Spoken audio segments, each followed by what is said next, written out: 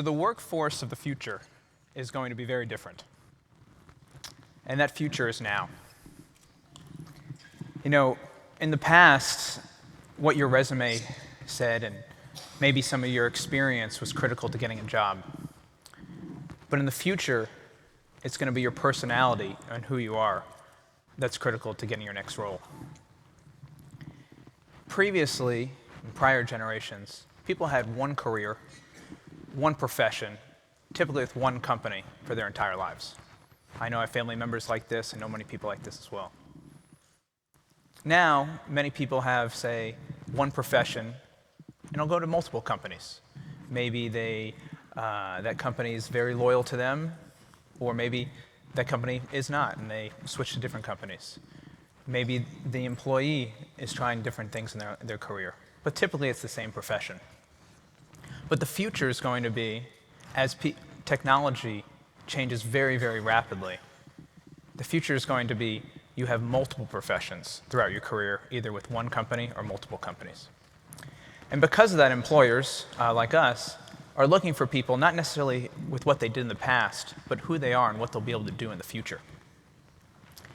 And so we do a few things there, right? At Yodel, we've hired 1,500 people. At Op City, we had 800 people in the company before we sold, and now we have 1,800 people in the organization. And so I've met so many different people in their career, and I think I've narrowed it down to 3 traits that is necessary to be successful. And we look for these 3 traits when we hire people, and these are 3 critical traits that we believe workers will need in the future. So that first is coachability. Coachability is not the desire and just saying, yeah, I would like some coaching, I'd like some feedback, but more the ability to take that feedback and implement that feedback really, really quickly. A leader in my previous company used to say, feedback is a gift, and I have a present for you. And I love how he positioned that, right? I think a lot of people think feedback is this scary thing, right? Feedback is somebody telling me what I'm doing wrong, and I don't want it. But if you flip that on its head and you actually think it's the opposite, right? That feedback is this gift that somebody's giving me. It's a present that somebody's giving me.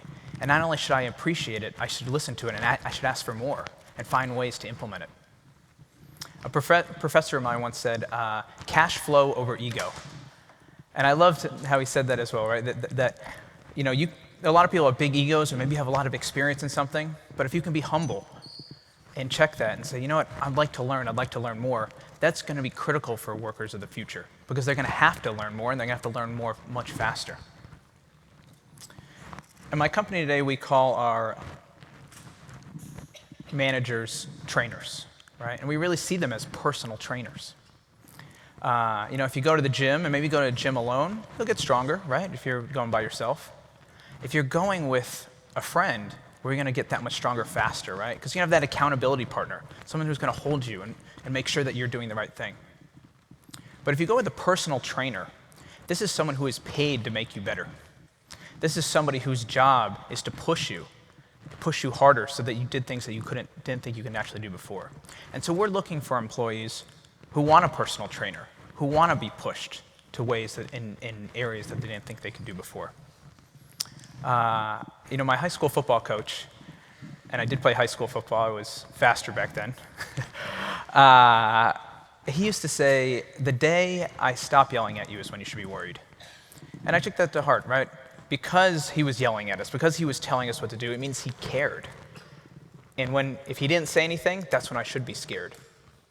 And so workers of the future, as we are going to be having many, many different jobs and many, many different roles and many, many different professions, are going to have to be able to learn quickly and be excited for feedback to develop in their career. The second is work ethic.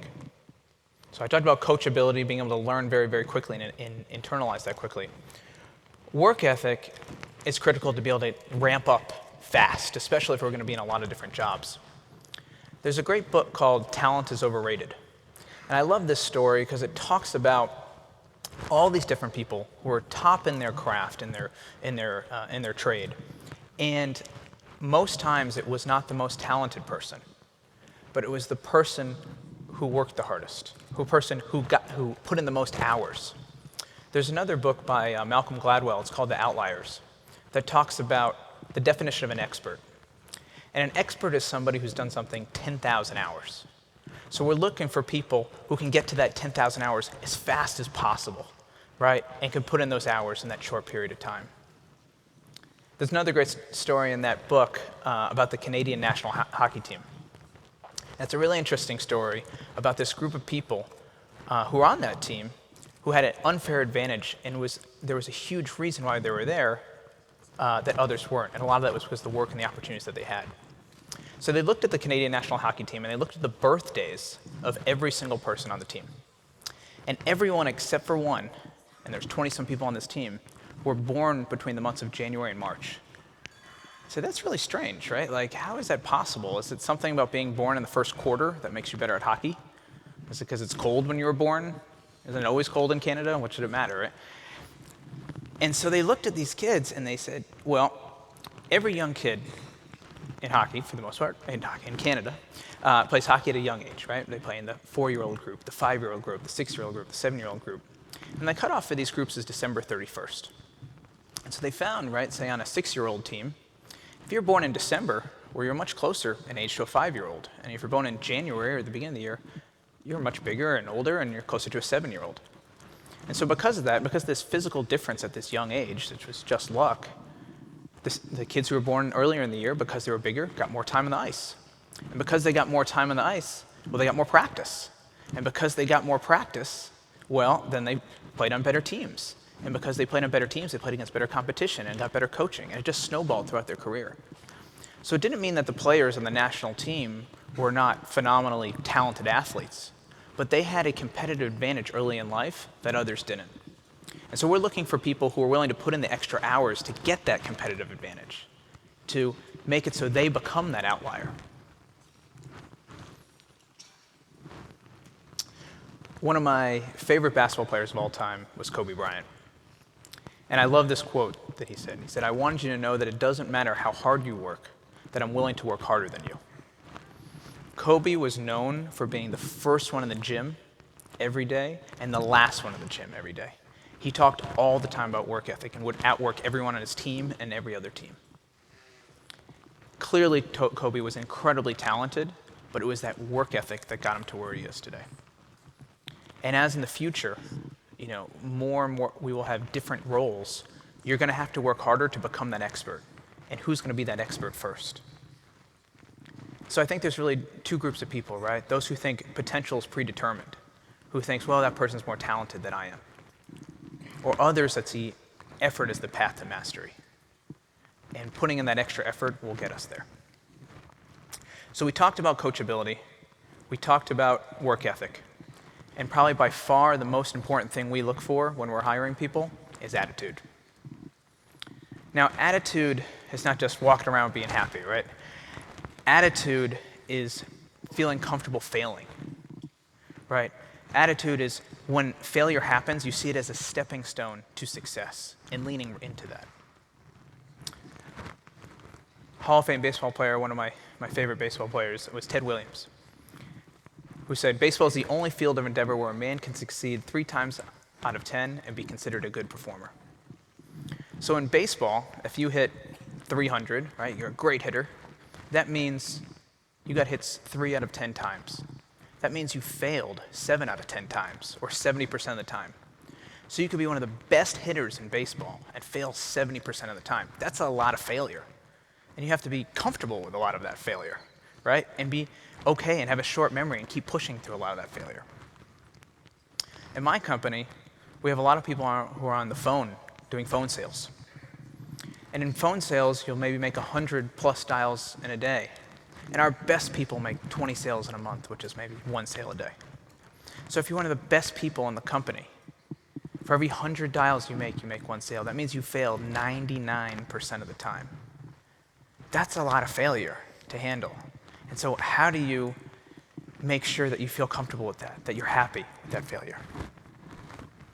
There's a great book called The Happiness Advantage. And in this book, they talk about why are some people happy and why some people aren't. And it's about this guy. He was a young guy from Waco, didn't have much money growing up. And he wanted one thing in life, and that was to go to Harvard. And he worked so hard every day to make sure that he could be there. And he sacrificed so much. And he said, look, all I need, success is going to Harvard. And he put this out there. And all I have to do is be successful, and I'll be happy. And he works and works and works. And he finally gets into Harvard. He's like, oh, I don't feel that happy. And he gets to Harvard. He's like, well, at least this be a place with so many happy people because they've all hit the success. And he gets there, and everyone's miserable. And he says, I just don't get it. So he dedicates himself to study happiness. And he found, through all his research of successful people, that it wasn't success that led to happiness. It was that happiness led to success. And of all the successful people he met, they were happy first, and they had that positive attitude first. And so that's one thing, when we think about people that we're looking to hire, we need people with that positive attitude who can deal with a lot of that failure. Because if you're going to have many jobs and many roles in the future, you're going to need to be able to fight through a lot of failure.